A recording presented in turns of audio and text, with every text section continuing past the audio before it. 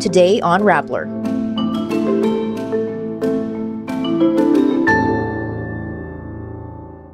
Former President Rodrigo Duterte undergoes initial proceeding at the International Criminal Court. A former ICC judge says Duterte's arrest followed the International Criminal Court's rules and procedures. A policewoman was taken to the hospital after the partner of former President Rodrigo Duterte hit a lady cop with her cell phone. Re-electionist Senator Bong Go ties with Tulfo for the top spot in a recent Senate survey. U.S. federal judges ordered Trump's administration to reinstate probationary federal workers. And Kim Soo-hyun's agency admits the actor dated late actress Kim Sae-ron, but denies the relationship started when she was a minor. Former Philippine President Rodrigo Duterte goes through an initial proceeding at the International Criminal Court, where he appears for the first time Friday evening, March 14, Manila time. The court reads the charges against Duterte. On 7 March 2025, Pre-Trial Chamber 1 concluded that there were reasonable grounds to believe that Mr. Duterte is criminally responsible pursuant to Article 25(3)(a) of the Rome Statute as an alleged indirect co-perpetrator for the crime against humanity. His former executive secretary, Salvador Medialdea, acted as his lawyer.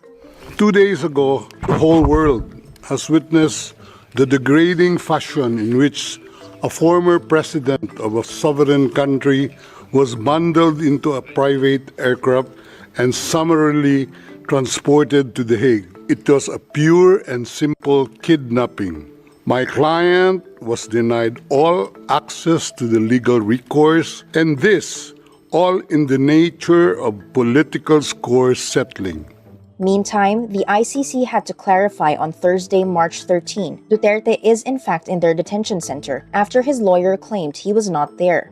Salvador Medialdea said in an interview outside the detention center, quote, "We are told that there is no President Duterte at this facility. We are at a loss at this time." ICC spokesperson Fadi El Abdallah says, Duterte is under ICC custody at the ICC detention center in Scheveningen. He was admitted today following all medical checks. The Philippine Embassy in the Netherlands says Duterte informed Philippine officials in a call that he has received medical care and is generally fine. The swift arrest of former President Rodrigo Duterte followed normal local procedures and even complied with the liberal rules of a special tribunal like the International Criminal Court. Retired ICC Judge Raul Pangalangan, the first and only Filipino to serve on the ICC bench, says the ICC is practical and liberal with procedures to ensure the arrest moves forward. Meantime, the Philippine National Police disputes the Duterte family's claims. Authorities were hostile and unruly during former President Rodrigo Duterte's arrest. During a Malacanang briefing, Police Major General Nicolas Torre III says it was actually Duterte and his family who resorted to physical attacks during the arrest on Tuesday, March 11. Physical po ay itinulak ako ni Hanelet. Tinabig niya ako at malakas ang pagkatabig niya nung nagkasalubong kami sa hallway. Nasa video naman, minura ako ng kanyang anak. At mismong si Presidente Duterte ay niremind niya ako, magre-retire ako. At aasuntuhin ako ng kanyang mga anak. PNP spokesperson Police Brigadier General John Fajardo says the arresting officers were also verbally attacked, but they observed maximum tolerance. At one point, Avancenia also hit a female officer with her phone. In a separate interview, Interior Secretary John Vic Remulla told Rappler they understood where the family was coming from. She was screaming at General Torre, and General Torre was a gentleman about it. She was not threatened in any way. She was not bodily pushed or bodily touched in any way to make her stop. We let her express herself. We let her message come out on the media. We did not censor anything. We totally understood where she was coming from. A Special Action Force policewoman was taken to the hospital after Honilet Avancenia, the partner of former President Rodrigo Duterte, hit a lady cop with her cell phone Tuesday, March 11 at the Villamor Air Base. The Philippine National Police on Thursday, March 13, released a video of the incident, which happened when Duterte was being made to board a plane to The Hague. In a video, Avancenia and her daughter Veronica Duterte, also known as Kitty, can be seen surrounded by SAF. The PNP spokesperson John Fajardo says the police were asking Avancenia and Kitty to move to the side to facilitate Duterte's ascent to the plane. In the process, Kitty was separated from her mother and Avancenia shouted, "Ibalik niyo ang anak ko, return my daughter." At this point, she slammed her cell phone at one of the SAF. The officer who was hurt suffered a bump and swelling on the head. Fajardo said the SAF was looking into filing a case of direct assault versus Avancenia. But the Inquirer reports the policewoman has decided not to pursue the case. Longtime Duterte aide and re-electionist Senator Bong Go gained nearly 8 percentage points, tying for the top spot in the latest senatorial preference survey by Pulse Asia Research Incorporated. The February 2025 survey, released on Tuesday, March 13, shows Go tying with ACT CIS Representative Erwin Tulfo for the top position in the 2025 Senate race if elections were held during the survey period. In the January 2025 Pulse Asia survey, Go ranked second, over 12 percentage points behind Tulfo. Meantime, Tulfo saw a 6-point decrease in his rating.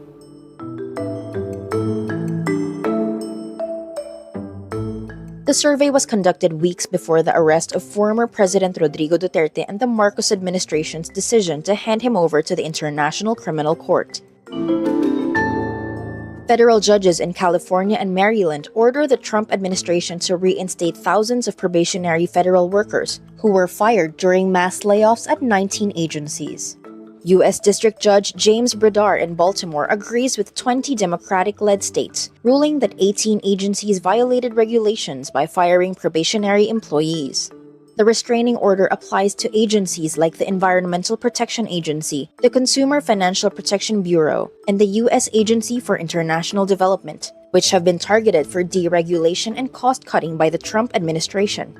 Other agencies include the U.S. Departments of Agriculture, Commerce, Education, Energy, Health and Human Services, Homeland Security, Housing and Urban Development, Interior, Labor, Transportation, Treasury, and Veterans Affairs.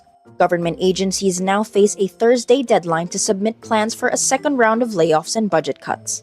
These rulings are a major setback for Trump and top advisor billionaire Elon Musk's plan to reduce the federal bureaucracy. Trump and Musk, the architect of the Department of Government Efficiency, or DOGE, are pushing to reduce the federal workforce, which had about 2.3 million workers when Trump took office in January. The agency of Korean star Kim Soo-hyun admits the actor dated late actress Kim Sae-ron, but refutes claims the relationship started when she was a minor. Entertainment company Gold Medalist confirms the relationship Friday, March 14. This contradicts its earlier statement that the two were never together. The agency releases the statement after Soo-hyun reportedly showed signs of severe psychological instability. Soo-hyun lost over 500,000 followers on Instagram and reportedly faces brand endorsement penalties of up to 20 billion won, or nearly $14 million. This since YouTube channel HoverLab released a video on March 10 claiming that the now 37-year-old began dating Sae-ron when she was just 15. The video included a photo allegedly taken in 2016 showing Soo-hyun kissing Sae-ron, who was born in 2000. Gold Medalist clarifies, the outfit worn by Sae-ron in one of the photos posted by HoverLab was only made available in the market in 2019, while another photo was taken on Christmas Eve 2019 based on the metadata. Gold Medalist also denies allegations that Soo-hyun ignored Sae-ron when she reached out to him in March 2024 for help to settle her debt following her drunk driving incident in 2022.